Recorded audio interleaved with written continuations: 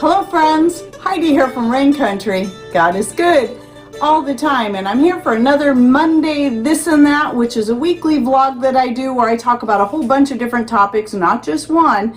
And I have other videos on singular topics, and any of those I'll be talking about today, I will make sure to link you back to in the description box down below. So if you're new to YouTube in general and how a lot of content creators use their description boxes to put all kinds of information, so it's good to know how to open that. So make sure if you're on a computer, you look right down here below my channel name. You'll see show more in all caps. Just click on that and it will open up the description box to find all the things I'll be talking about. If you're on a smart device, it can look a few different ways, but it usually is going to be over on this side in the form of an arrow or a triangle that you just touch.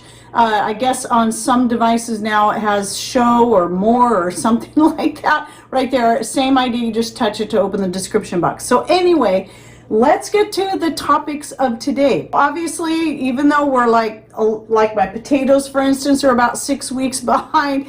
The zucchini's about 6 weeks behind, but thankfully everything's coming in great. I believe most of my potatoes are done. I'm only going to start digging up a little bit here and there and leave them in the ground as long as possible this year, because I don't want to have to deal with them all at once. But anyway, this was my first year growing red potatoes. Usually do yellow with a few purple thrown in there just to have another variety. It's always good when it comes to, well, pretty much, especially potatoes, to have a couple of different varieties growing. So even though yellow's our favorite, red is a great one. And I was really impressed with just the few that I dug up so far. And what I did this year was I just bought a bag of red potatoes, organic red potatoes from Misfits Market, and planted them. I didn't eat any of them, I just planted them all. And then you can see some of my zucchini. This is the first zucchini. I actually didn't get a picture of the very first one I harvested this year, but this is part of it. So I started working on it right away. But I like to get, though I could let them get bigger, depending on how you want to use them, there's a certain point where they're just perfect for pretty much everything.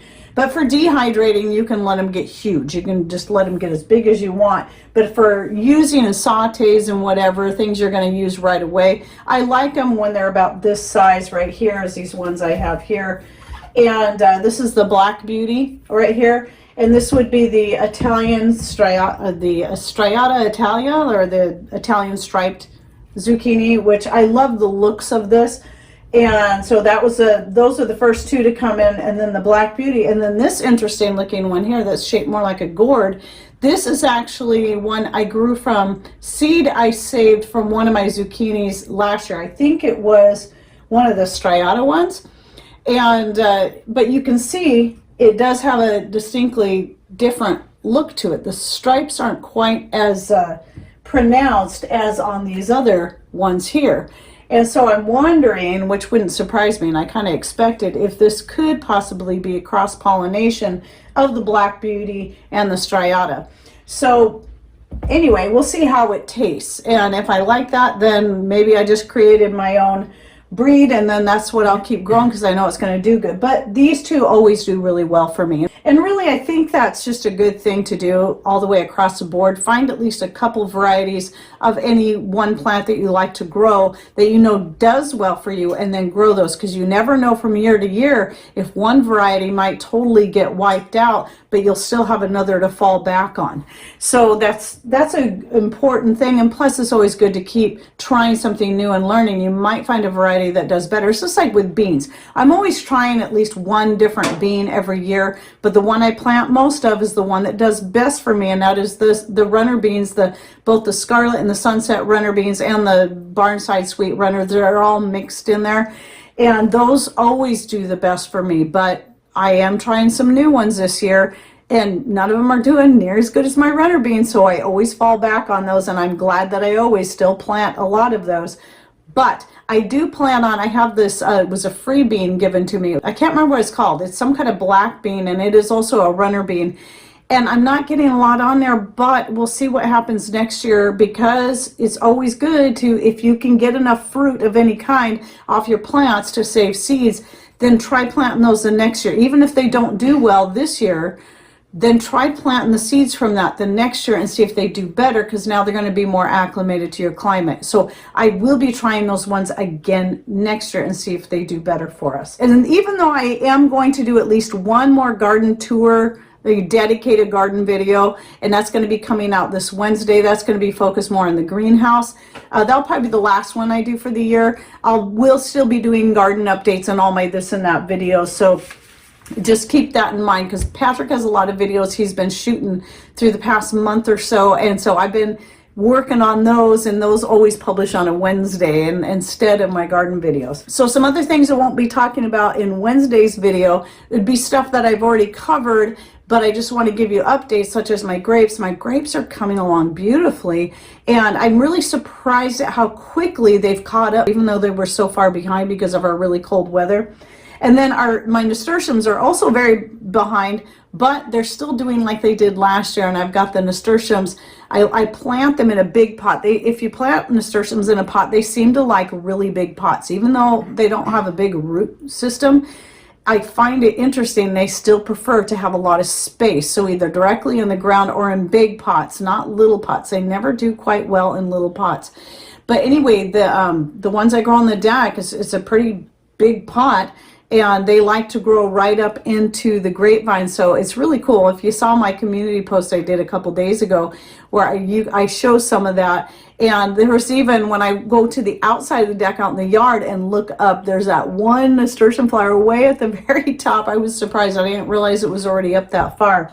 And so I did the same thing last year. Now here's a picture last year. Last year I ended up with a couple of different colors of nasturtium flowers that were growing up in there. So it was even more cool last year. Where this year, for some reason, I just ended up with the orange ones. I just never know which seed is which. I just plant them. But anyway, so it's pretty cool to see that going on. So it gives something for the nasturtiums to grow in. Well, I did actually plant some nasturtium flowers in another blueberry pot on the other side of the deck, and it's growing up the blueberry and starting to go up into the grapevines over there, and that's a yellow one. So I'll get a picture and put that right here. And then the other thing I wanted to bring up in regards to the garden is, again, about the green onions. So if you have a trouble growing onions from seed, or even if you buy onion sets and they just don't do well for you, one thing that I can always depend on is the green onions. So get some organic green onions, use that green onion up and put that little white part in the ground, in the soil. I usually just kind of pinch the roots that are sticking out a little bit to sort of get it woken up, then just bury that in the ground and it'll start growing. So I just harvested my third harvest where I cut them all the way down of green onions and got them on the dehydrator right now. I probably could be on my fourth right now if I'd keep up on it, but I'd keep forgetting. And then we had that whole thing going on last week with the family and all, and so I was caught up in that and not thinking much about dehydrating. So I did finally get that done. I'm hoping to get at least one more full harvest. So I dehydrate them up and then I just use them through the year. And it's just a really great way. And a lot of times, especially if you're growing them in pots or something where you can move to a more protected area or even bring them inside, you can just keep getting green onions and they'll keep coming back. Now, sometimes I just leave them where they are, and sometimes some of them will come back the next spring. Some of them won't. Some of them don't make it through our very wet winters. They're just too wet. It's not so much the cold, it's the wet. And if I don't get a lot coming back next year, then I'll just buy another batch or two in the spring and then use them up and then plant them. So that's the way I'm always guaranteed I can get some onions. And then this year I do have the walking onions, but I'm not doing anything with them this year. I only have, I think, a total of 4. And so I just planted them and I'm leaving them and letting them do their thing. So we'll see how those go down the road. Now to talk about a few things unrelated to gardening. So some of you are probably wondering how last weekend went. It was great. I didn't take a lot of pictures, partly because I hardly ever remember to take pictures when I'm hanging out with my family because I'm usually just having so much fun. I'm not worried about that. But I did get a few. While it wasn't when the whole family was there, but it was when my baby brother and my sister and her husband were there and playing games, and so I did catch a few pictures. But I'll be doing an update on some more of the things that Patrick did out there in a separate video down the road. So some of you know about the tetherball pole he put in some swings, and he also just got it done just as people were showing up, where the was the horseshoe pit. So we had horseshoes before, but they were just the posts. But this time he actually did the whole thing where he built the boxes and then put sand in there. So we had a lot of different games going on for the family, and the kids had a ball. And all the kids that came, they were my two of my nieces with their whole families, and they each have 3 kids, and they are very outdoorsy anyway, so it was wonderful. They got to just play and spend a lot of time outside, and Patrick got an Amish-made wagon that they were bombing down the hill. But that's okay. That's why we got it. We knew they would do that. So a lot of fun. And anyway, like I said, I'll do a more updated video down the road on what's going on. And that's our second piece of property. I don't know when we'll get to doing a video of the third piece that we bought in 2021 that we haven't talked a lot about yet. There's not a whole lot going on there yet. So far, Pat's just poured some gravel and he did a video on that. But there's been so much going on here, he hasn't had time to do much out there, but eventually we'll be moving that rainwater tank out there, which was an ex-dairy tank that we purchased, and he just finished building everything he needed to do to be able to get it loaded back up on our own trailer and then take it out to that property. So there's a whole video series coming out on that. And anyway, we still have some other ideas we're still tossing around trying to decide for sure what we want to do out there, but you'll see more on that as things come along. And now I want to answer a question that I get a lot of about vacuum sealing everything. When we're talking dried goods, only dried goods. And no, you don't have to vacuum seal everything. I just do. And I did do a video where I broke down the things that really should be vacuum sealed and the things you really don't have to vacuum seal, but it will still help preserve them for a longer amount of time and keep their flavor and just quality better. Some things though, if you really want them to last and be usable, you should vacuum seal. And anything with fat in it really should be vacuum sealed. I know a lot of people say, oh, you'll get botulism, but vacuum sealing things with fat in it will actually prevent them from getting rancid. And this information I did actually find on university extension sites that were about food preservation. So, and remember, you can buy nuts in the store that are vacuum sealed, and that's a high fat food, and that would be like especially Planters peanuts. They were known for that. So make sure you check out that video if you want more information. I'll be linking to down below about what you should vacuum seal and the ththings that really don't matter. And a couple more things I wanted to talk about was right here. I thought about this morning because the day I'm shooting this is the day that the daylily video just published and its uses, and someone asked me, well, would you use that in a tincture?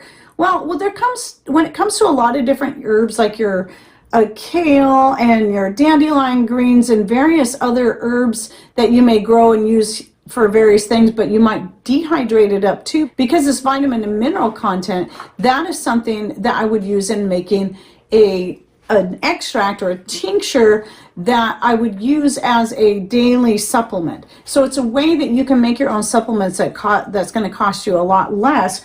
And so that's what I have here. This is all kinds of different herbs in it grown in my garden. We're talking mostly things like dandelion greens, strawberry leaves, grape leaves, kale, nettle, especially. Nettle and dandelion greens is what's in here the most, but whatever I have that's growing that I have plenty of anyway, I dehydrate it up and throw it in there, especially if I know it's high in vitamins and minerals, and then extract it for a couple months, and now I have a vitamin mineral extract that I can take as a daily supplement. So that's something, if you're thinking about it with those daylilies because of all the B vitamins in there, yeah, that's something you can do with those. Add it to your other herbs that you're going to dehydrate and extract. And I do have a video on making this particular one that I'll link to down below. And then there's a question about the skin cream. So I have a couple of different videos out there. I have a couple just on my homemade skin cream that I use on my face and whatever, and it's mostly just to condition and for dry skin. And then I have one specifically on a healing salve. But the thing is they both have very similar properties. And I've come to the point now where I just combine it all into one. So I use all the herbs that I use in my healing salve. I also add to the herbs that I use in my regular skin cream. So I've got the plantain, the comfrey, and then there's the calendula, the dandelion flowers, all that stuff. And whenever you make your salves or your skin cream, you can use whatever herbs you already have. Red clover, honeysuckle, pansies, these are all great. Yarrow is another wonderful one. Anyway, I have a couple of different videos. I have the videos on making the infusion for those, the oil infusion that I allow set for a minimum of 2 months with the dried herbs and the oil that I'm going to infuse it into. And then I have videos on how I actually make the salve or the skin cream using those oils. So I'll link to all that down below, so it'll probably be 4 different videos. But anyway, one of the things I wanted to mention was that if you just make a standard skin cream with any of these great herbs, and you like the various fats or oils that you're using in there and they work good for you, you might find that they have multi-purpose. So not only can I use the skin cream on my face, I can use it for wound treatment as well. Usually things like minor abrasions, burns, and so on. But I also wanted to share this because I've had a couple of different people now purchase my skin cream for the purpose on using on their children or grandchildren who have been dealing with eczema or some other type of rash that nothing they're buying from the store or getting from the doctor is helping, and it has actually been working for them. So I do sell the skin cream on my store if you'd like to try it.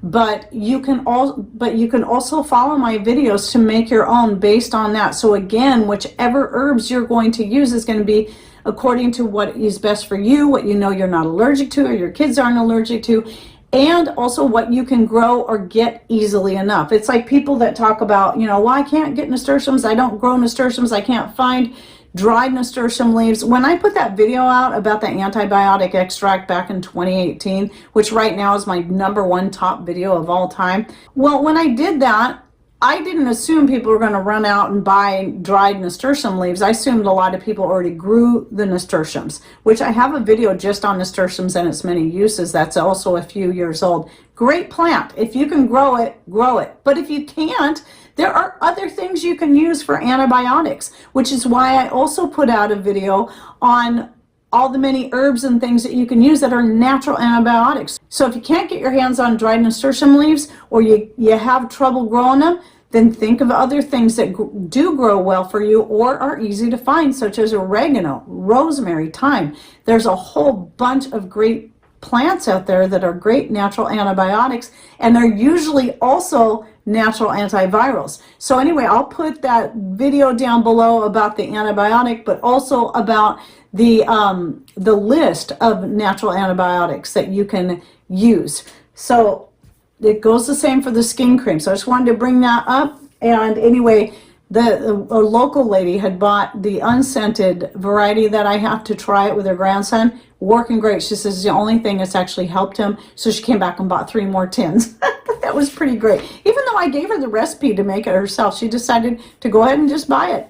And then I just wanted to toss this out there real quick. And this is one of those things, I mean, we all know, we all see the inflation, but sometimes I'm surprised when I want to go order something again. Like we were thinking about stocking up some more on the roasted organic sunflower seeds that I got back in February of 2022. And I did a video on vacuum sealing it. I thought, well, we should stock up on some more of that. Well, since February, they have gone up another 33%. And then I just had a guy come in and say that a bag of onions that he was able to get for under $20 not that long ago is now had to pay, like, I think he said $48 for the same amount of onions. And that's insane. That's more than double. So when they tell you inflation is only X amount, obviously they're trying to take some average, but they're taking the very lowest average they can find, and that's not what it really is. It's much higher than that. So the only reason I'm bringing that up is not to scare people, but it's just to keep encouraging you to keep doing what you're doing. Keep putting up food as much as you can. Even if you can't grow it or your garden, you've got things that are failing, like's happening to a lot of people this last year because of either the extreme heat or the extreme cold. We've had to deal with the extreme cold. Many people have had to deal with extreme heat that's just fried their gardens. Then do like some other people said, go down and find frozen vegetables on sale and start dehydrating or canning them. Yes, you can do that. Start putting some food up because it's only going to keep going up.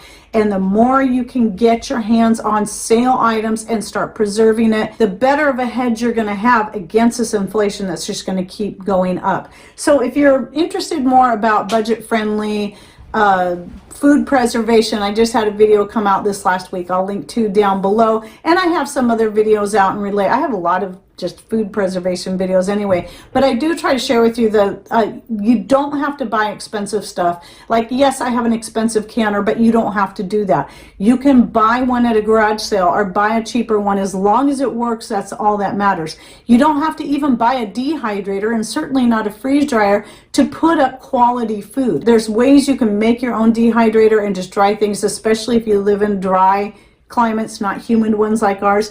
You can do a lot of things just hanging stuff to dry. And so I talk about that in that video. And I also have videos out on how I recommend you just go watch that, because I'll link back to the other videos in there about various ways you can dehydrate food that don't have to cost you anything. You don't even have to buy an electric dehydrator. They are nice though, especially if you got a lot to put up and you live in a place that gets pretty dang humid. It's humid all year round. It's either humid because it's raining, or it's humid because everything's wet and it's hot out and it's sending all that wetness into the air. So either way, it's always humid here. But anyway, yeah, so please check out those videos. I'll be putting in the description box, and just keep doing what you can to get yourself in a better position as things just keep getting more and more expensive. There are ways that we can cut the cost to help make up the difference. All right, well, I hope you enjoyed my this and that for the week, and any thoughts you'd like to throw in there that might be encouraging to other people, please put them in the comments down below, whether it be something you've discovered that you can do for really cheap or easy or whatever. Share those ideas with us below. All right, well, thanks for watching. Take care, and God bless.